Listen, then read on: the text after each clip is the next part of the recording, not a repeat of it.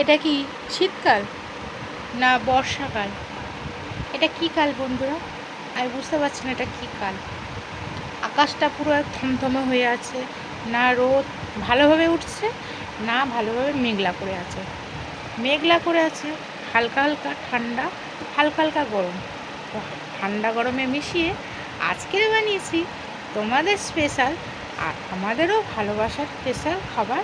কী বানিয়েছি বন্ধুরা খিচুড়ি।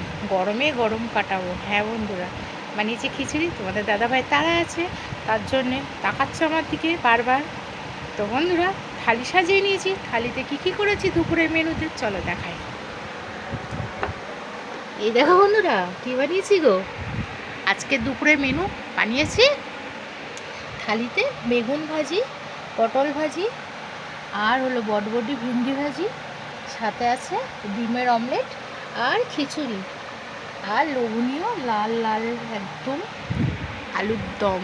হেভি লাগে এটা খিচুড়ির সাথে, সাথে চাটনি আর একটু আম নিয়েছি আর জল।